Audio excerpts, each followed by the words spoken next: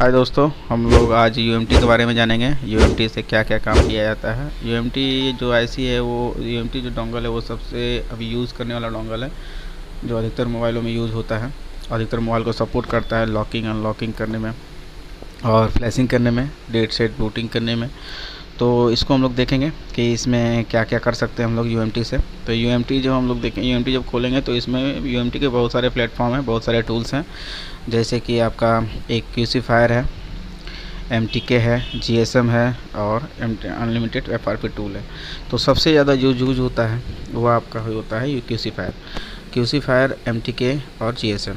ये 3 टूल्स बहुत ज़्यादा यूज होते हैं और इसमें और भी यूज़ करने के काम कर सकते हैं हम लोग, जैसे कि सैमसंग के बारे में लॉक करना अनलॉक करना। और क्यूसी फायर जो होता है वो सारे मॉडल, अधिकतर मॉडल को सपोर्ट करता है। और एक है MTK support, UMT support access. इसमें हम लोग सपोर्ट ले सकते हैं, जैसे किसी भी टूल्स को हम लोग को अपडेट करना है, लोड करना है तो यहाँ से कर सकते हैं, किसी फाइल लोड करना है तो यहाँ से कर सकते हैं। तो ये सपोर्ट एरिया है और इससे हम लोग UMT के सपोर्ट एरिया को एक्सेस कर सकते हैं। बाकी से जो टूल है वो टूल आपका काम करता रहेगा, जैसे ही है वैसे ही काम करता रहेगा, तो उसके लिए आपको टेंशन नहीं है, आप इसको सपोर्ट। तो हम लोग आज क्यूसी फायर देखेंगे। क्यूसी फायर क्विलकॉम आईसी को सपोर्ट करता है और अधिकतर जितना भी है क्विलकॉम आईसी सपोर्टेड मोबाइल वो इसमें आपका लॉकिंग अनलॉकिंग के बारे में काम किया जा सकता है। तो जैसे हम लोग क्विलकॉम आईसी कोई सेट आता है, रेडमी, वीवो, ओप्पो, जो क्विलकॉम आईसी से CPU पर बेस है, तो इससे हम लोग इससे हम लोग कर सकते हैं। तो इसको हम लोग देखेंगे क्यूसी फायर को। आज हम लोग देखेंगे क्यूसी फायर में क्या क्या काम होता है। तो सबसे पहला इसमें जो टैब है वो है फ्लैशर का। फ्लैशर का जो टैब होता है वो फ्लैशिंग करने के काम आता है। और जो सॉफ्टवेयर हम लोग का रीबिल्ड मतलब रीबूट हो रहा है या काम नहीं कर रहा है या काम कुछ किसी तरह से फंस गया है या हैंग एंड लॉग हो गया, तो इससे हम लोग फ्लैशिंग कर सकते हैं। जो फ्लैशर है वो 2 होता है, एक सिंगल प्रोग्रामिंग मोड में होता है और एक मल्टी प्रोग्रामिंग मोड में होता है। सिंगल प्रोग्रामिंग मोड में फ्लैश अधिकतर हम लोग सिंगल प्रोग्रामिंग यूज़ में करते हैं, सिंगल प्रोग्रामिंग फ्लैश मोड में, जिससे हम लोग को उससे यूज़ करने में आसानी होती है। तो यहाँ पर पहले हम लोग देखेंगे ऑटोमेटिक जो है, ऑटोमेटिक में बहुत सारे CPU आते हैं। ये CPU को सपोर्ट करता है, जो डाउन बूट ऑप्शन है वो CPU को देख करके इसमें बूट ऑप्शन को किया जाता है। जैसे कि हमारा जो बूट ऑप्शन है किस CPU को सपोर्ट करेगा, किस CPU को नहीं सपोर्ट, तो इसको हम लोग ऑटोमेटिक में ही रख देते हैं, क्योंकि इससे हम लोग छेड़छाड़ करने जाएंगे तो CPU के बारे में हो सकता है बूट मोड ना काम करें। तो इसको हम लोग हर समय ऑटोमेटिक पे ही रखते हैं। उसके बाद आता है सिंगल मोड और मल्टी फ्लैश मोड। हम लोग अधिकतर सिंगल फ्लैश मोड यूज़ करते हैं, क्योंकि एक मोबाइल को इस सिंगल टाइम में ही हम लोग को फ्लैशिंग करना है। मल्टी फ्लैश मोड हम लोग प्रोग्रामिंग मोड हम लोग काम का नहीं है। और उसके बाद हम लोग आएंगे प्रोग्राम एक ऐसा टैब है जहाँ पे हम लोग फ्लैश फाइल को पैच करते हैं, फ्लैश फाइल को लोड करते हैं। जैसे कि हम लोग यहाँ पर क्लिक करेंगे तो यहाँ पर देखेंगे पैच है, प्रोग्राम है और कस्टमाइज है। सबसे पहले हम लोग फाइल को सेलेक्ट करेंगे। सेलेक्ट करने के लिए हम लोग प्रोग्राम को पहले क्लिक करेंगे। प्रोग्राम को क्लिक करने के बाद हम लोग वहाँ पर जो ऑप्शन होता है फाइल को उसमें सेलेक्ट करेंगे। तो ये प्रोग्राम है, प्रोग्राम को हम लोग जैसे क्लिक किए, क्लिक करने के बाद देखिए यहाँ पर एक ऑप्शन खुल गया है और यहाँ पर 3 डॉट ऑप्शन जो होता है इसमें हम लोग क्लिक करेंगे। जैसे ही क्लिक करेंगे एक विंडो खुलेगा और विंडो जो होता है वो उसमें हम लोग को जहाँ फ्लैश फाइल है वहाँ पर हम लोग उसको कनेक्ट करना होता है या उसको ओपन करना होता है। तो जब हम लोग चलिए इसको ओपन करते हैं, ये हमारा D ड्राइव है, D ड्राइव में फाइल्स में होगा और हम लोग यहाँ फाइल्स में ओपन करते हैं और वीवो का लेते हैं, वीवो Y51L इसी फाइल को लेते हैं। तो जैसे ही हम लोग इसको ओपन करेंगे, ओपन करने के बाद इसका जो फाइल होता है उसको हम लोग सेलेक्ट करेंगे। तो वीवो का ये Y51 है, Y51 जैसे हम लोग ओपन करेंगे तो ये फाइल फोल्डर खुलता जा रहा है और ये फ्लीमवेयर है। फ्लीमवेयर के अंदर में जो ऊपर का होता है, बहुत सारे फाइल्स में आपको दिख रहे हैं, तो हम लोग जो ऊपर का होता है सबसे पहला वाला उसको हम लोग सेलेक्ट कर देंगे, यहाँ पर सेलेक्ट करके ओपन कर लेंगे। तो इसमें हम लोग देखेंगे कि सेलेक्ट करने के बाद क्या होता है। जैसे ही हम इसको सेलेक्ट करके यहाँ पर ओपन करते हैं तो ओपन करने के बाद देखिए यहाँ पे एक एरर आ रहा है। ये एरर क्यों आता है? क्योंकि हम लोग का जो फाइल है, वो जो फ्लैश फाइल जिसको हम लोग यहाँ सेलेक्ट कर रहे हैं वो बहुत ज़्यादा फोल्डर के अंदर में है। अगर इसको हम लोग नॉर्मली ओपन करके देखते हैं तो सबसे पहले इसमें D ड्राइव है, फाइल है, वीवो के बाद हमारा Y51 है। यहाँ पर देखिए 1 2 3, उसके बाद फ्लीमवेयर ऑप्शन आ रहा है। तो इसको हम लोग यहाँ पे क्या करेंगे, इससे हम लोग यहाँ से कट कर हम लोग डेस्कटॉप में एक फाइल से इसका जो फोल्डर होता है वो सिंगल फोल्डर पे सेव करके हम लोग रख लेते हैं फ्लीमवेयर के नाम से। इससे इसको हम ओपन करने में आसानी होता है। देखिए सेम फाइल है, सेम फोल्डर है जहाँ से हम लोग इसको करेंगे। तो यहाँ पे हम लोग देखिए डेस्कटॉप पे जाते हैं, डेस्कटॉप पे फिल्मवेयर वो फोल्डर है उसको हम लोग ओपन करते हैं। ओपन करने के बाद जो वही फाइल है जो हम लोग अभी उसमें वहाँ पे देखे थे, तो इसको हम लोग कॉपी कर लिया सिंगल फोल्डर पे, ओपन फर्स्ट फाइल को सेलेक्ट करके ओपन करते हैं। जैसे ही हम लोग ओपन करते हैं देखते हैं ये सारा फाइल हमारा आ गया है और इसमें हमारा सारा फाइल लोड हो चुका है। तो लोड होने के कारण से क्या होता है कि इसमें जितनी भी फाइल हैं पैच फाइल ऑटोमेटिक सेलेक्ट कर लेता है और हम लोग को पैच फाइल को सेलेक्ट करने की ज़रूरत नहीं पड़ती है। लेकिन हम लोग को देखना पड़ता है एक कस्टमाइज ऑप्शन। कस्टमाइज ऑप्शन क्या होता है? कस्टमाइज ऑप्शन जैसे हम लोग यहाँ पर टिक करके जैसे ही हम लोग क्लिक करते हैं तो फाइल में जितने भी हमारे प्रोग्राम हैं वो क्लियरली इसमें शो करता है कि कौन सा फाइल प्रोग्राम है या नहीं है। कभी कभी क्या होता है कुछ फाइल हम लोग लोड किए और वो वायरस करप्टेड के कारण से कुछ फाइल हमारे यहाँ से डिलीट हो जाता है। तो हम लोग अगर इसको बिना देखे अगर फ्लैशिंग करते हैं तो हो सकता है आपका सेट डेड हो जाए। डेड क्यों हो जाता है कि मान लीजिए आपका कोई फाइल, इसका डेड होने का कारण होता है कि अगर इसका मान लीजिए कोई फाइल जो सिस्टम फाइल होता है वो आपका डिलीट रह जाए। जैसे मान लीजिए ये फाइल आपका यहाँ पे नहीं है और बाकी सब फाइल आपका है, तो अगर इसको हम लोग फ्लैश करेंगे तो क्या होगा, वो बीच का फाइल हम लोग का नहीं होगा। तो इसको हम लोग टिक करके देख लेते हैं कि सारा फाइल हम लोग इसके अंदर है या नहीं है। तो इसको हम लोग पूरा चेक कर लेते हैं, चेक करके देख रहे हैं कि सारा फाइल इसमें ओके है। जैसे ही इसमें ओके हम लोग को समझ में आ जाएगा तो फिर हम लोग यहाँ से कस्टमाइज को क्लिक कर देंगे, कस्टमाइज को अनटिक कर देंगे। तो फाइल हम लोग देख चुके हैं और इसमें देख रहे हैं कि सारा फाइल हमारा ओके ही है। तो हम लोग देखेंगे कि अब हम लोग इसको फ्लैश करेंगे। फ्लैश करने के बाद पहले हम लोग देखेंगे कि प्रोटेक्ट IMEI कोलैबोरेशन डाटा और एक रिबूट व्हेन फिनिश का 2 ऑप्शन है। प्रोटेक्ट IMEI का से क्या होता है कि आपका जो मोबाइल हम लोग जो फ्लैशिंग करते हैं तो उसका IMEI नंबर को प्रोटेक्ट करके रखता है, डिलीट नहीं होने देता।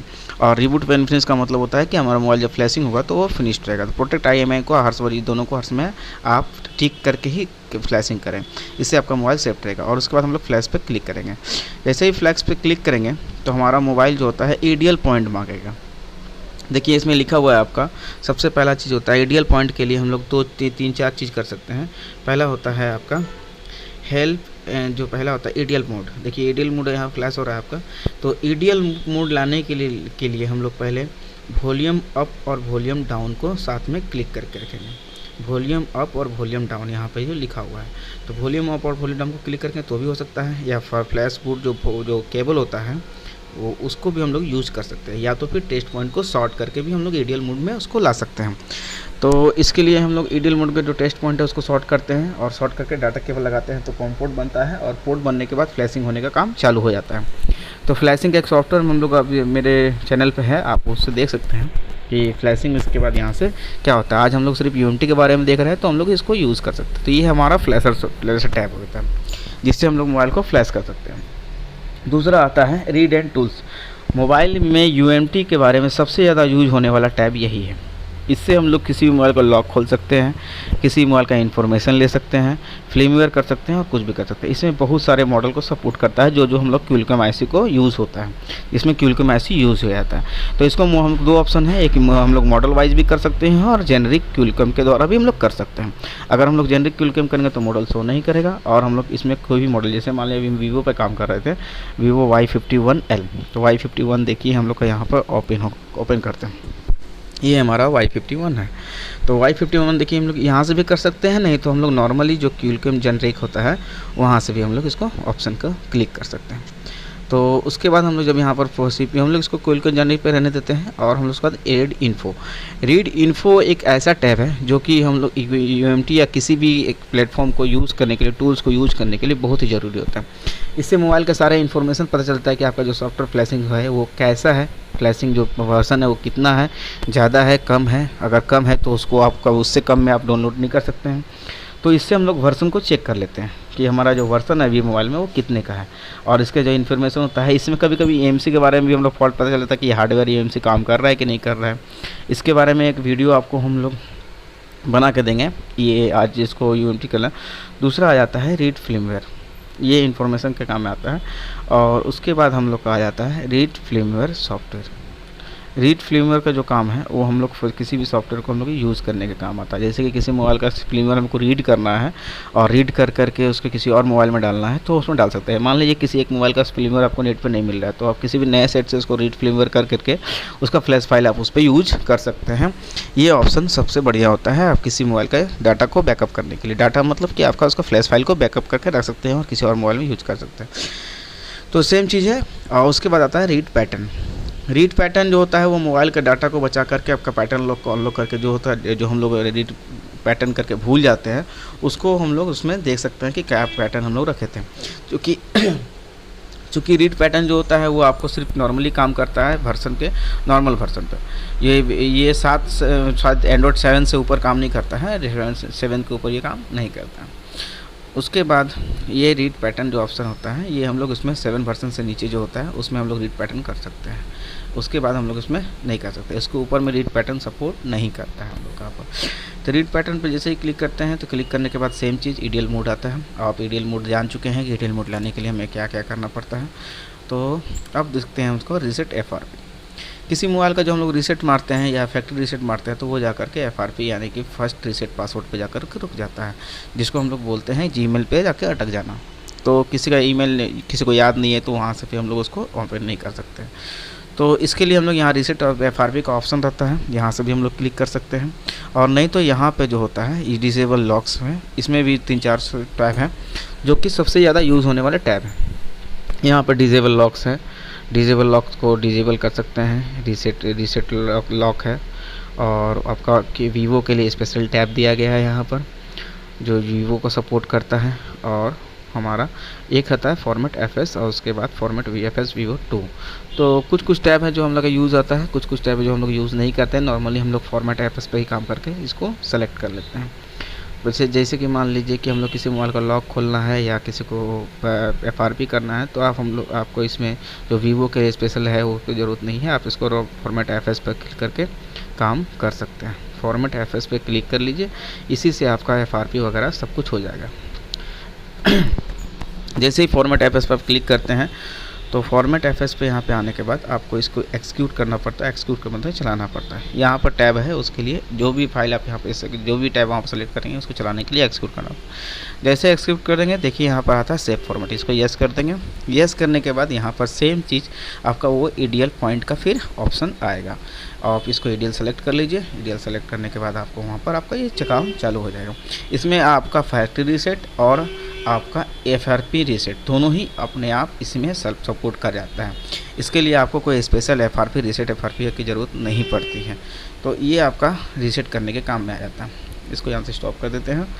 अब उसके बाद हम लोग देखते हैं यहाँ पर reset locks. Reset locks normally use होता है लेकिन अधिकतर आदमी यूज़ नहीं किया जाता है क्योंकि आपका सारा काम इसमें फॉर्मेट एफएस से ही हो जाता है। फॉर्मेट एफएस में आप क्लिक करके इसको सारा काम आप इसमें कर सकते हैं। देखिए यहाँ पे एक ऑप्शन आपका वीवो एफआरपी का ऑप्शन आ रहा है, एफएस एफआरपी। ये वीवो का स्पेशल टैब है जो सिर्फ वीवो के लिए ही बनाया गया है, लेकिन आप उसको चाहेंगे तो आप नॉर्मली ये टैब सब में ओपन नहीं होता है। कुछ मॉडलों में ओपन होता है। जैसे मान लीजिए अभी देखिए ये ओपन नहीं है और जैसे ही इसको हम कुछ अपर मॉडल पे लोड करते हैं या आप करते हैं तो फिर देखिए ये टैब अपने आप ओपन हो जाता है। देखिए यहाँ पर ओपन आपका ये टैब 93 या 95 में आपका ओपन हो रहा है। तो इससे कुछ नहीं है, ये आपका एफआरपी के लिए है। रीसेट एफआरपी वीवो के लिए स्पेशल टैब है। तो आप इसको नॉर्मल यहाँ से भी यूज कर सकते हैं। अगर ना यूज कर सके तो आप फॉर्मेट एफएस के द्वारा भी इसको यूज कर सकते हैं। तो इसके लिए कोई टेंशन नहीं है। आप जेनरिक पे आ जाते हैं। जेनरिक पे हम लोग देखते हैं कि एनेबल डीएक पोर्ट है। ओपन जो डीएक पोर्ट है वो आपका काम आता है हमारा IMEI रिपेयर करने में या मोबाइल के किसी भी कॉम पोर्ट को जो डायग्नोसिस पोर्ट होता है वो डायग्नोसिस पोर्ट को एनेबल करने के लिए। इसके लिए आप लोग यहाँ से डायग्नोसिस पोर्ट को जब एनेबल करना है तो आप यहाँ से एनेबल कर सकते हैं। कोई जरूर आप इसका डायग्नोसिस पोर्ट के लिए आप नॉर्मली कोड का भी इस्तेमाल कर सकते हैं या तो यहाँ से भी कर सकते हैं। यहाँ से करने के लिए आपको यहाँ कुछ ऑप्शंस आते हैं, उस ऑप्शन को आपको फॉलो करना पड़ेगा। और इसमें हमारा जो ऑप्शंस है वो ऑप्शन बहुत ज़रूरी नहीं है कि हर मॉडल को सपोर्ट करें। आप इसमें यहाँ से नो करके आप इसमें जाइए। देखिए यहाँ ऑप्शन सब कुछ सब लिखा हुआ है आपको कैसे कैसे क्या क्या करना है। तो इस टैब का यूज़ आप अधिकतर नॉर्मल कोड से भी कर सकते हैं। कोड के अगर कोड आपके पास है तो कोड से आप नॉर्मल DI कोड को ऑन कर सकते हैं और उससे आप डायग्नोसिस पोर्ट को ऑन करके आप अपना किसी भी चीज़ को काम को कर सकते हैं। तो चलिए इसको हम लोग स्टॉप करते हैं। हम लोग देखते हैं यहाँ पर IMEI जो राइट रिपेयर IMEI नंबर का ऑप्शन है। रिपेयर IMEI नंबर एक इलीगल चीज़ है जिससे हम लोग मतलब बच कर रहना चाहिए। जब भी आप किसी मोबाइल का IMEI नंबर करें तो आप लेकिन इसके बारे में आप जान लें, आप इसको बिल और कॉपी जब रहे तो ही काम करें। इसको करने से पहले करने के लिए हम लोग जब इस पर क्लिक करेंगे तो डायग्नोसिस पोर्ट ऑन करना पड़ता है, जो कि आपको पहले बताया गया है कि डायग्नोसिस पोर्ट ऑन करने के लिए आप किसी भी जो कोड होता है उस कोड से डायग्नोसिस पोर्ट को ऑन करके रिपेयर IMEI नंबर कर सकते हैं। लेकिन IMEI रिपेयर करने से पहले एक बीच मैं फिर बताऊंगा कि किसी भी मोबाइल का IMEI रिपेयर करने से पहले उसका बिल बॉक्स या उसका ID ज़रूर ले लें, क्योंकि IMEI रिपेयर करना एक इलीगल प्रोसेस है और इसके द्वारा से काम आता है। देखिए यहाँ पर जब हम लोग इसमें क्लिक करते हैं तो यहाँ पर आता है IMEI चेंजिंग इज इलीगल। ये आपको प्रॉब्लम में डाल सकता है और आपको परेशानी भी कर सकता है। इसलिए जब भी आप इसका IMEI नंबर रिपेयर करें या किसी मोबाइल का रिपेयर करें तो उसका बिल ज़रूर ले लें, क्योंकि उसमें बिल में IMEI नंबर रहता है और उसमें करता है। जैसे इसमें यस करेंगे, यस करने के बाद यहाँ पर आपका एक ऑप्शन आएगा please select diagnosis port. Diagnosis port होने के लिए यहाँ से भी कर सकते हैं, लेकिन नॉर्मली कोड से किया जाता है। आप उसको कोड से करके डायग्नोसिस पोर्ट जैसे ही ऑन करेंगे और मोबाइल को लगाएंगे ऑन करके, तो ऑन करने के बाद यहाँ पर आपका पोर्ट शो करेगा। जैसे ही इसको करेंगे यहाँ पर आपका पोर्ट शो करेगा। जैसे ही यहाँ पोर्ट शो करेगा आप उसको ओके कर लीजिए। ओके करने के बाद आपका वहाँ पर आपका ये प्रोसेस चालू हो जाएगा और आपका IMEI नंबर क्लियर हो जाएगा। इस पर भी एक क्लियर वीडियो आपको बताया जाएगा, आपको दिया जाएगा, आपको इसमें जो आपको वीडियो बना करके आपको दिखाया जाएगा। लेकिन आपको फिर बताता हूँ कि IMEI नंबर करना इनलीगल चीज़ है और आपको इसको करने से पहले सोचना पड़ेगा। इसके बाद आता है रीड बैकअप क्यूसीएन और रीस्टोर क्यूसीएन। बैकअप क्यूसीएन का मतलब होता है आप किसी मोबाइल का जो IMEI नंबर होता है, जो सिक्योरिटी फाइल होता है क्यूसीएन फाइल, उसको आप यहाँ से बैकअप कर सकते हैं और यहाँ से रीसेट कर सकते हैं। जब किसी मोबाइल का बैकअप कर लिए तो फिर उसको वहाँ से रीसेट करके आप उसको क्यूसीएन या IMEI रिपेयर को फिर से कर सकते हैं। अब उसके बाद आता है हम लोग का Xiaomi स्पेशल टैब।